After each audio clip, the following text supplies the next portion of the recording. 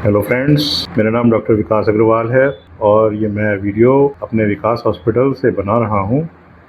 आशा है कि आपको मेरा हेल्थ चैनल डॉक्टर विकास हेल्थ हब में बनाए गए वीडियो पसंद आ रहे हैं और आपके मेडिकल ज्ञान की वृद्धि भी कर रहे हैं। आशा है कि आपने मेरे वीडियो को सब्सक्राइब कर लिया है और अपने रिश्तेदारों को भी और प्रियजनों को इसके बारे में अवगत करा दिया है। यदि कोई आपके मन में प्रश्न किसी वीडियो के बारे में उपजता है तो आप उसको कमेंट बॉक्स में लिख सकते हैं या डायरेक्टली मेरे फ़ोन नंबर पर या व्हाट्सएप के माध्यम से भी पूछ सकते हैं। तो शुरू करते हैं आज के वीडियो को।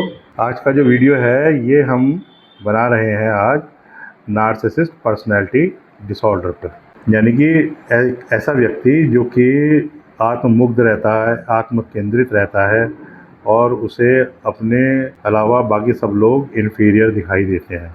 कुछ इस टाइप का व्यक्तित्व होता है इस पर्सन का। यह एक मनोवैज्ञानिक स्थिति है जिसमें व्यक्ति को अपने को आत्म महत्व की अत्यधिक भावना उसमें रहती है। वो समझता है कि मैं ही सबसे ज़्यादा महत्वपूर्ण व्यक्ति हूँ और वे अक्सर अपनी क्षमताओं और उपलब्धियों को बहुत बड़ा चढ़ाकर समाज में बताते हैं। उनकी प्रशंसा की लगातार भूख बनी रहती है और अपनी क्रिटिसिज्म या आलोचना से वो बहुत नाराज़ और आहत हो जाते हैं। वे दूसरों की भावनाओं या ज़रूरतों के प्रति सहानुभूति बहुत कम दिखाते हैं।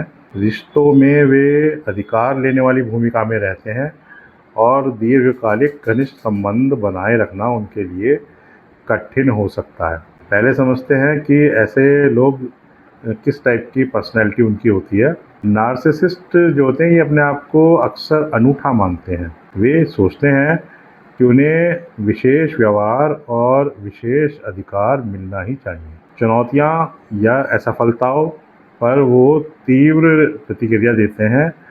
या तो वो क्रोधित हो जाते हैं, नाराज़ हो जाते हैं या वो फिर इग्नोर कर देते हैं। वे बार बार अपनी उपलब्धियों का जिक्र करते रहते हैं और अगर कोई उनको क्रिटिसाइज़ करता है तो उसको वो अक्सर कमतर या गलत बताने का प्रयास करने की प्रवृत्ति रखते हैं। कई बार वे दूसरों का उपयोग अपने लक्ष्यों को प्राप्ति के लिए कर लेते हैं, जैसे कि उनको यूज़ कर लेते हैं और बाद में उनसे ही फिर वो नाखुश भी रहते हैं, उनको ब्लेम भी देते हैं। अब जानते हैं कि इसके पीछे जो रिस्क फैक्टर्स हैं वो क्या-क्या होते हैं, मतलब कि इसके पीछे बैकग्राउंड क्या हो सकती है कि आगे जाके व्यक्ति इस तरीके की पर्सनैलिटी डेवलप कर ले। इसके निश्चित कारण तो पूरी तरीके से ज्ञात नहीं है, लेकिन जेनेटिक्स और मेंटल जो संरचना है, मस्तिष्क की संरचना और पारिवारिक परवरिश, इसमें तीनों ही कंपोनेंट्स का योगदान माना जाता है। ऐसे बच्चे जो बचपन में ही अत्यधिक प्रशंसा या अत्यधिक आलोचना का शिकार रहते हैं, वो दोनों ही इस प्रकार के विकार से अडल्टहुड में जाके ग्रसित हो सकते हैं। अनुचित सीमाएं, भावनात्मक अनदेखी या अस्थिर प्यार के अनुभव भी इसमें भूमिका निभा सकते हैं। कभी उसके माता पिता में भी ऐसा हो सकता है कि वो अचानक ही बहुत प्यार करने लगते हैं और फिर अचानक ही नाराज होकर बहुत पिटाई भी कर देते हो। कभी कभी बचपन में सुरक्षा के प्रयास के रूप में भी व्यक्ति एक नकली आत्मविश्वास का आवरण अपने ऊपर चढ़ा लेता है कि नहीं, मैं तो ये भी कर लूँगा, ऐसे भी कर सकता हूँ, इसमें क्या बात है। हालांकि वो उसके कैपेबल नहीं होता है। इसको डायग्नोस और आइडेंटिफाई करने के लिए क्या क्या इसके साइंस हो सकते हैं, अब इसके बारे में थोड़ा सा डिस्कस कर लेते हैं। तो डायग्नोस्टिक इवैल्यूएशन यानी कि मूल्यांकन के लिए एक जो पेशेवर साइकेट्रिस्ट हैं उनसे मिलना बहुत ज़रूरी होता है और आम साइंस में हम समझ सकते हैं कि उसको पता चल जाता है कि अपनी प्रशंसा सुनने की इसमें बहुत लालसा है। वो आत्ममुग्ध टाइप का व्यक्ति होता है। उसके अंदर दूसरों का शोषण करने की प्रवृत्ति भी होती है और दूसरों के प्रति सहानुभूति की कमी भी शामिल रहती है। यदि व्यवहार लंबे समय से विभिन्न परिस्थितियों और व्यक्तिगत तथा पेशेवर जीवन में समस्याएं पैदा कर रहे हैं तो निदान पर विचार किया जा सकता है। रिपोर्ट स्केल, क्लिनिकल इंटरव्यू बढ़कर सहायक होते हैं। रिपोर्ट स्केल का मतलब कि कुछ क्वेश्चनियर दिए जाते हैं और जो संबंधित व्यक्ति है वो उसको यस और नो के आंसर के रूप में उस पर आंसर करता है। ऐसे व्यक्तियों का जो उसके रिश्तों पे ऐसे आचरण का क्या प्रभाव पड़ता है, अब इसके बारे में डिस्कस करते हैं। नार्सिसिस्ट के व्यवहार से उसके परिवार के लोग, उसके दोस्त और उसके जो सहकर्मी होते हैं, ये सब परेशान ही रहते हैं। रिश्ते सुपरफिशियल होते हैं, उनमें कोई डेप्थ नहीं होती, कोई बैलेंस नहीं होता और अक्सर उनके अंदर फ्रिक्शन या संघर्ष बना ही रहता है। काम के स्थान पर टीम वर्क और नेतृत्व संबंधित चुनौतियाँ भी आती रहती हैं, क्योंकि वो लीडर बनना चाहते हैं लेकिन बाकी लोग उनकी लीडरशिप में काम नहीं करना चाहते। नार्सिसिस्ट स्वयं अक्सर आंतरिक रूप से असुरक्षित रहते हैं, चिंता या अवसाद अनुभव कर सकते हैं, खासकर जब चाही हुई उनको प्रशंसा ना मिले। अब आते हैं कि इसका क्या मेडिकल इलाज या इसके अंदर क्या इंटरवेंशन किया जा सकता है, उसके क्या-क्या ऑप्शंस हैं। तो इसके अंदर मानसिक चिकित्सा, खासकर साइकोथेरेपी हेल्पफुल रहती है। नार्सिसिस्ट प्रवृत्तियों के लिए खासकर मनोचिकित्सकीय उपचार जैसे कि टॉक थेरेपी उपयोगी है। स्पेशलिस्ट के पास जब ये व्यक्ति जाता है तो उससे इन डेप्थ बातचीत की जाती है और उसको कुछ सॉल्यूशंस प्रोवाइड किए जाते हैं। संज्ञानात्मक बिहेवियरल थेरेपी, जिसको कि सीबीटी कहते हैं, सोचने और व्यवहार के पैटर्न बदलने में मदद कर सकती है। मनोविश्लेषणात्मक या मानसिकीकरण आधारित शैली थेरेपी भी गहरे आत्म धारणाओं पर काम करती है। दवा सीधे नार्सिसिस्टिक ट्रेट के लिए नहीं होती। कोई ऐसी दवाई नहीं बनी है कि जो कि इस नार्सिसिस्टिक ट्रेट को बिल्कुल ठीक कर दे, पर यह सह उपस्थिति वाले अवसाद यानी कि डिप्रेशन या टेंशन के लिए दवाई दी जा सकती है, क्योंकि इसके साथ में नार्सिसिस्टिक पर्सनैलिटी में अक्सर डिप्रेशन और टेंशन माइंड की रहती है, तो उसके लिए दवाई वगैरह दी जा सकती है। इलाज में रोगी की प्रेरणा और विश्वास बनाए रखना महत्वपूर्ण होते हैं और अनेक नार्सिसिस्टिक जो होते हैं वो मदद मांगने में अक्सर हिचकिचाते हैं, क्योंकि वो स्वीकार नहीं करते कि उनको ये प्रॉब्लम है। अब आते हैं रिश्तों में सीमाएं और उनको कैसे मैनेज किया जाए उनको। यदि आपका कोई प्रियजन नार्सिसिस्ट है तो उसके साथ स्पष्ट सीमाएं बहुत ज़रूरी हैं। अपनी भावनात्मक और भौतिक सीमाएं आप पहले से ही तय कर लें कि हमें इस व्यक्ति से बात करते समय या व्यवहार करते समय इन बातों का ध्यान रखना है और ये हमारी लिमिट है, जिससे कि वो आपका अनड्यू बेनिफिट ना उठा लें या आपको मानसिक रूप से परेशान या बेइज्जत ना महसूस करा सकें। आवश्यकता होने पर नहीं कहना सीखें और अपने समर्थन नेटवर्क जो होता है उसको मजबूत रखें। थेरेपी समर्थन समूह या परामर्श परिवार के लिए सहायक हो सकते हैं, क्योंकि जो उसके सराउंडिंग में जो व्यक्ति हैं उनकी काउंसलिंग भी बड़ी ज़रूरी हो जाती है, क्योंकि वो उस व्यक्ति से जो नार्सिसिस्ट होता है परेशान रहते हैं और उसके साथ ठीक से रिश्ते निभा नहीं पाते, तो एक परिवार में और उसके जो वर्क स्पेस है उसमें टेंशन रहती है, तो उन सब व्यक्तियों को भी गाइड करना और समझदारी के साथ काम वो कर सकें, इसके लिए उनको ट्रेन किया जा सकता है। उससे फ़ायदा ये होता है कि वो एक सामंजस्य बैठा लेते हैं नार्सिसिस्टिक व्यक्ति से कैसे डील करना है, उसके साथ कैसे रिएक्ट करना है। जब आपको मालूम होता है कि ये इस टाइप का इसमें बीमारी है, तो आप उसको सहानुभूतिपूर्वक वैसा ही व्यवहार कर सकते हैं और अपने आप को भी बचा सकते हैं। बच्चों में स्वस्थ आत्मसम्मान डेवलप करने पर ध्यान दें। अत्यधिक प्रशंसा या शिथिल अनुशासन से बचें।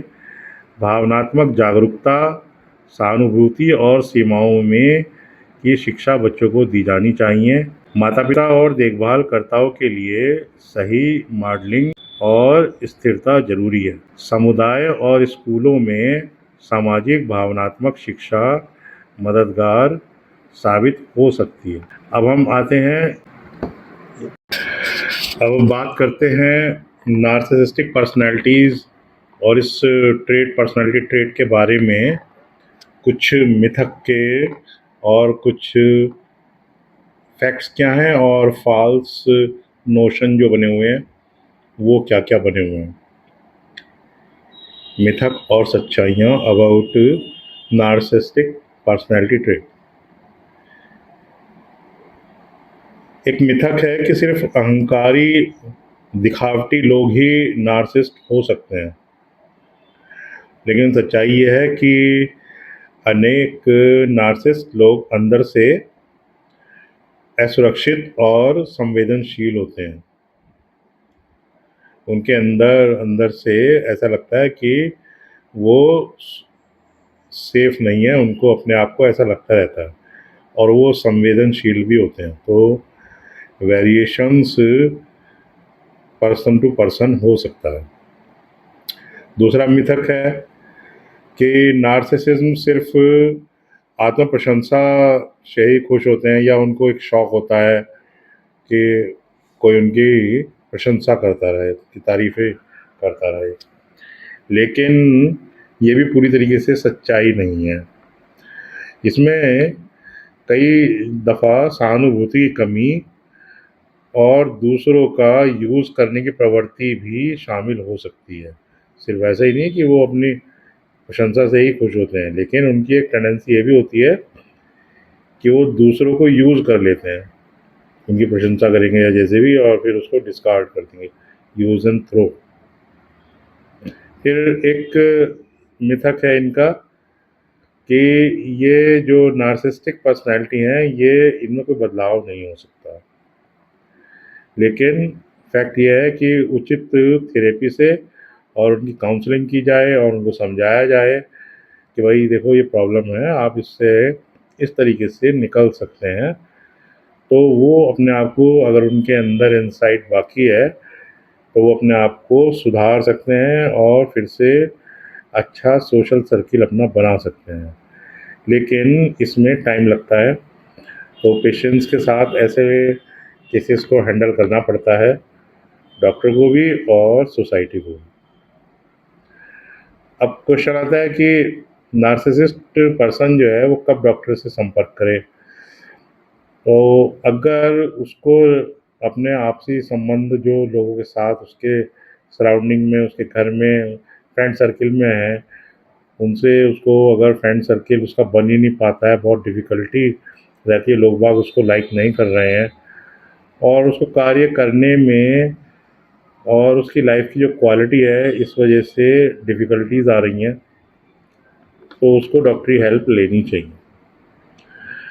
अगर उसको डिप्रेशन होने लगा है, उसको टेंशन बराबर रहती है और उसको लगता है कि वो आइसोलेट कर दिया गया है समाज में, तो भी वो डॉक्टर की सलाह में शरण में जाना चाहिए उसको, और अपनी प्रॉब्लम बता के उसका कुछ सॉल्यूशन साइकियाट्रिस्ट से लेना चाहिए। अब यदि अगर आप किसी नार्सिसिस्टिक पर्सनैलिटी का, जो कि आपके फ्रेंड सर्किल में है या फैमिली में है, उसका दुष्प्रभाव या दुर्व्यवहार झेल रहे हैं, तो आपको क्या करना चाहिए? तो आपको मानसिक स्वास्थ्य पेशेवर से उस बंदे का संपर्क कराएँ, और आपात स्थिति में जो लोकल अथॉरिटीज़ हैं, उनसे भी आप संपर्क कर सकते हैं। अब एंड में मैं इसको सम अप करना चाहूँगा कि नार्सिसिस्टिक पर्सनैलिटी डिसऑर्डर जटिल है, कॉम्प्लिकेटेड है, लेकिन समझदारी और उपचार से बेहतर परिणाम निकल सकते हैं। रिश्तों की मरम्मत और व्यक्तिगत विकास संभव है, खासकर तब जब व्यक्ति उपचार में सहयोग करने को तैयार है। यदि आपको ऐसा लगता है इस सारे व्याख्यान को सुन के कि आपके अंदर भी कुछ ऐसी संभावनाएं हैं जिनको कि आप व्यक्त नहीं कर पाते, या शर्म या संकोचवश किसी के ऊपर हमने जाहिर नहीं किया है, तो आपको पहला कदम ले लेना चाहिए और आपको इस रोग के बारे में और जानकारी प्राप्त करनी चाहिए, और उचित परामर्श के लिए एक साइकियाट्रिस्ट से संपर्क करना चाहिए। छोटे स्थिर बदलाव लंबे समय में बड़ा फर्क ला सकते हैं, तो आशावान रहें। ये पर्सनैलिटी ट्रेट कंट्रोल किया जा सकता है यदि प्रभावित व्यक्ति ठीक होना चाहे तो। इसी के साथ इस वीडियो को समाप्त करते हैं। मेरे चैनल डॉक्टर विकास हेल्थ हब को सब्सक्राइब करें और सबको बताएं। इसी प्रकार की काफ़ी मिस्टीरियस और जनोपयोगी जानकारी देते रहेंगे। मिलते हैं ऐसे ही किसी नए वीडियो में। नमस्कार, बाय।